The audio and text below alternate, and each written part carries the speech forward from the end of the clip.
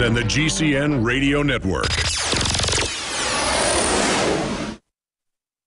The experts are clear. Sunlight, purified water, healthy non-GMO food, and having a good attitude is essential to a healthy immune system. But I go further with Super Nascent Iodine X2 from InfoWarsLife.com. 50% stronger than our original and revolutionary Nascent Iodine formula, coming from a deep earth crystal source that no other supplier has. Most other forms of iodine come from seaweed in areas plagued by Fukushima and other contaminants. Not our iodine. It comes from over 200 million-year-old crystal salt deposits and is tested and proven to be completely pure. Visit InfoWarsLife.com today. See the informational videos. Read the information they're compiled. And for a limited time, when you use promo code NOW at checkout, you get an additional 5% off the entire family of InfoWarsLife.com products. Secure your Survival Shield X2 today at InfoWarsLife.com or call toll-free 888-253-3139.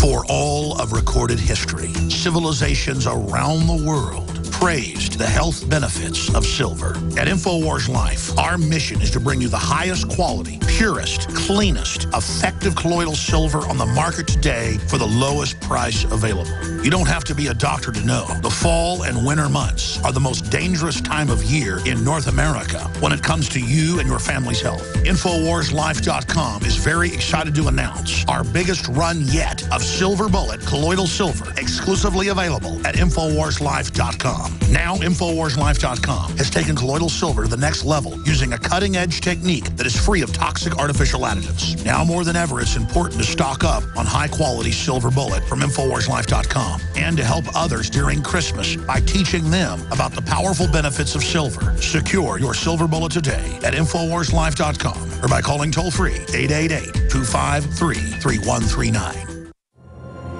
In the near future. When you realize how fake it all is, the football, the basketball. Alert. Security alert. This is Homeland Security. Analysis. InfoWars building independent media We operations. let the worst people get controlled and tell us that we are the ones responsible. Prime directive. Discredit Alex Jones. Jones is the wildly popular conspiracy theorist. A popular conspiracy theory talk show called InfoWars. Alex Jones is now in an Austin jail. These people are assaulting us. Targeting of patriots engaged. They are never going to stop. They're never going to deviate from their program until we stop them. Block free iPhone app at Infowars.com. Block free podcast and video feed. Imperative. Destroy Prison Planet TV. You gotta set your eye on the enemy, not worry about what propaganda they put out. Intellectually, it's begun. You can feel it.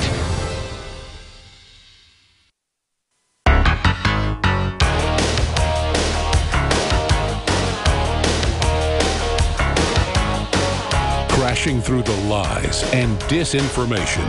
It's Alex Jones on the GCN Radio Network. Welcome back to the Alex Jones Show. I'm David Knight. Paul Joseph Watson is joining us from the UK, and we're going to be joining our reporters in Ferguson, Missouri to check on the status of what's going on there. Now, Silver Bullet is back in stock, but as usual, it's a limited supply. Once it runs out, it's probably going to take about 6 weeks to get another batch in. The reason that happens is because it's really difficult, slow process to get silver in this kind of concentration. We have it concentrated to 30 parts per million in a pure base of deionized water. It's widely known that colloidal silver is a vital supplement for maintaining a healthy lifestyle. Now, InfoWarsLife.com takes colloidal silver to the next level using a cutting-edge technique that's free of toxic artificial additives.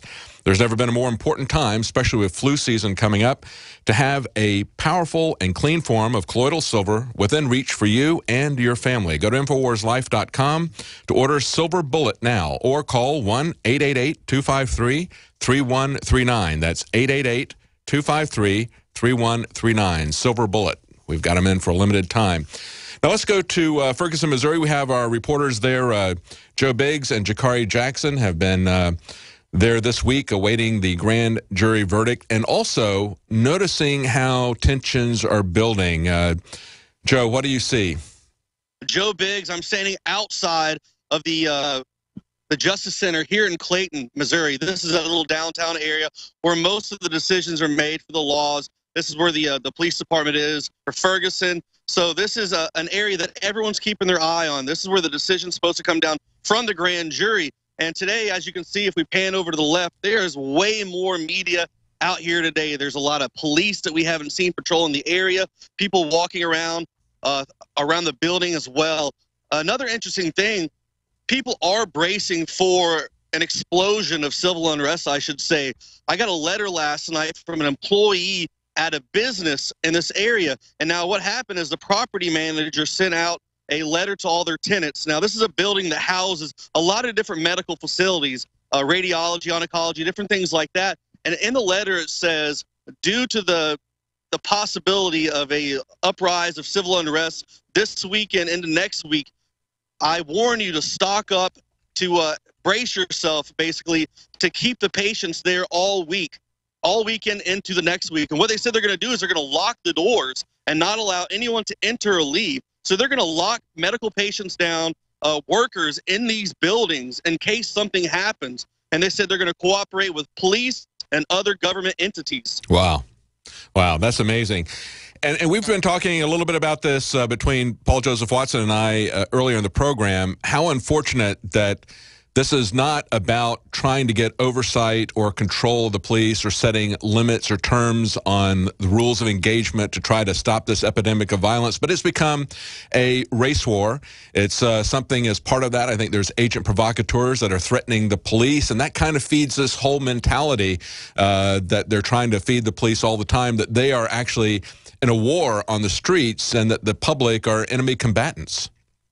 Yeah, it's nothing like that. Last night, everyone was peacefully protesting. It didn't get out of control for, maybe it was like 5 minutes, but it didn't get out of control until all these police officers showed up and they started lining up in riot gear. Before that, the people were just out protesting across the street in the parking lot. Some moved over into the sidewalk in front of the police station, but they were just out there protesting. Once a police officer showed up with batons, shields, riot gear, then it made the people angry. They're asking them, why do you come out here with guns? Why do you come out here with shields? Why do you come out here with all this gear? You guys are inciting the violence. We just wanted to stay here. Now you guys are showing up and you're trying to flex your muscle and make your presence known. So what a lot of people did is they got angry. One of the police officers pepper sprayed a young woman, and that agitated the crowd a lot. And what that did was push the protesters into the street. They began to block traffic. Jakar Jackson and I, once again, were standing in a very lawful spot on the sidewalk. We were once again pushed by the police into the road, into an unlawful area where we were impeding the flow of traffic. And then last night, yet again, they bum rushed everybody, pushed them into a dark parking lot, started throwing people to the ground. Someone said they were shot with a rubber bullet. I didn't personally see that, but that's what was said. There was a lot of scuffling going on. One man fought with the police for a minute, was thrown to the ground. 3 people were arrested last night, one 17 years old, one 19, and one 25. We're watching anybody who's looking at the video feed of the broadcast can see the footage that you guys shot, the B-roll that's there, the police confronting people. And that's exactly it, Joe. They're getting needlessly confrontational. There was an article just this last week. It was on NPR, I think, and they were talking about how some of the remote areas of Alaska might start to arm their policemen. Says it's the last area in America where the police aren't armed at all. They basically go out, and what they do is they talk to people. They don't try to get confrontational with them. As a matter of fact, they talked to a police officer, and he said part of the job is trying to talk to people and in a non-confrontational way, and yet we see just the opposite here. Yeah. Yeah, that's de-escalating the situation without a show of force. That makes someone a lot more comfortable. When someone comes up to you with a shotgun pointed at you, wearing riot gear, in your mind, you're thinking, all right, this person means business. They're not trying to negotiate with me. You don't see negotiators who go into a hostage or a hostage situation with a gun and a shield. No, they go dressed down, no gun on. They go in, they confront the hostage taker, and they talk to them one-on-one, because that's the only way you can de-escalate a situation. That's you don't right. go in there with guns, because all that does is incite more violence and make people uneasy about themselves and put themselves in a defensive posture. I think they've been trying to incite this thing from day one. As I mentioned to Paul earlier, you know, if they had this evidence and they knew what was happening, they had a deposition, they didn't give anybody any indication of this. They wanted to build this up into a racial confrontation, into a confrontation that further enforces this idea amongst the police that they're at war. Paul, did you have a question that you wanted to ask Joe while he's there? Yeah, I was just reading a headline that's just come out. Masked Ferguson protesters with guns threaten violence, which is basically a YouTube video of some people dressed up in black ski masks threatening violence. I just wanted to ask Joe if it was part of the conversation amongst the demonstrators, if they were aware of the fact that there are outside agitators, as there were back in August, planning maybe to escalate it from their side. Is that something that people are talking about? There's a lot of people out there making empty threats, you know, via social media. All the people that we've seen on the ground out here at these protests, when the cameras aren't on them, you know, they're out there hugging. You see black people, white people hugging each other, talking, laughing, joking. And for some reason, the mainstream media always catches people when they're yelling at the police officers. So it seems like all the people here are just angry and they want to fight. You know, about the video you're talking about, I saw that about 4 days ago, and I did a little research myself. That's actually a group out of Atlanta, so that's not something here in Ferguson. But Atlanta is another spot where they're talking about having demonstrations after this grand jury decision comes down. You know, we have an article on InfoWars from Max Slavo where he's talking about outside agitators, and one in particular, Elisa Fithian, who he says was partly responsible for organizing the violent protest in the battle for Seattle, essentially saying, you know, we need to take this to people who don't look like me. I'm presuming that she's black. I haven't watched the video, so I don't know if she's black or white, but I'm presuming that's what it is. Again, an outside agitator feeding this racial divide. We're going to have Eric Rush joining us in the next hour.